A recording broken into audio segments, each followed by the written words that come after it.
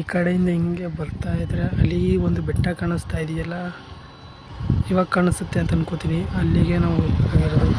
ಅಲ್ಲಿ ಕಾಣಿಸ್ತಾ ಇದ್ದಿಲ್ಲ, ಆ ಬೆಟ್ಟಕ್ಕೆ ಹೋಗ್ಬೇಕು ಅಂತ ಅನ್ಕೊಂಡೆ. ಇಲ್ಲಿ ನೋಡಿದ್ರೆ ರೋಡ್ ಪಚಿತಿ ಆಗಿದೆ. ಹೇಗೋ ಮಾಡ್ಕೊಂಡು ನನ್ನ ಗಾಡಿಲಿ ಬಂದೆ. ಹಾಗೆ ನಾನು ಇಲ್ಲಿ ಮಾತಾಡ್ಕೊಂಡು ಮುಂದೆ ಹತ್ತೋನು ಅಂತ ಹೋದೆ.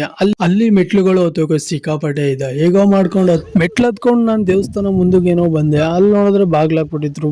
ನಮಸ್ಕಾರ ದೇವ್ರುಗಳ, ಎಲ್ಲರೂ ಹೆಂಗಿದ್ದೀರಾ? ನಾನಂತೂ ಚೆನ್ನಾಗಿದ್ದೀರಾ ಅಂತ ಅನ್ಕೊಂಡಿದ್ದೀನಿ.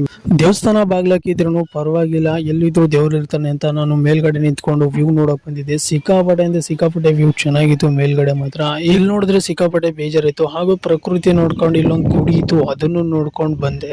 ಆ ಗುಡಿಗೆ ಹೋಗಿದ್ದೆ, ಅಲ್ಲಿ ನೋಡಿದ್ರೆ ದೇವರೇ ಇರಲಿಲ್ಲ. ಏನ್ ಮಾಡೋದು ಹೇಳಿ, ದೇವ್ರು ಇದ್ ಕಡೆ ನಾವಿರಲ್ಲ, ನಾವ್ ಇದ್ ಕಡೆ ದೇವ್ರೇ ಇರಲ್ಲ. ಪೆಟ್ರೋಲ್ ಹಾಕ್ಸೋಣ ಅಂತ ಬಂದಿದ್ದೆ. ಇಲ್ಲಿ ನೋಡಿದ್ರೆ ಇದ್ದಕ್ಕಿದ್ದಂಗೆ ಮಳೆ ಬಂದ್ಬಿಡ್ತು. ಏನ್ ಮಾಡಕ್ಕಾಗಲ್ಲ ಅಂತ ನಾನು ಮನೆಗೆ ಬೇಗ ಹೋಗ್ಬೇಕಿತ್ತು. ಮಳೆಲೇ ನೆನ್ಕೊಂಡು ಹೋಗ್ತಿದ್ದೆ.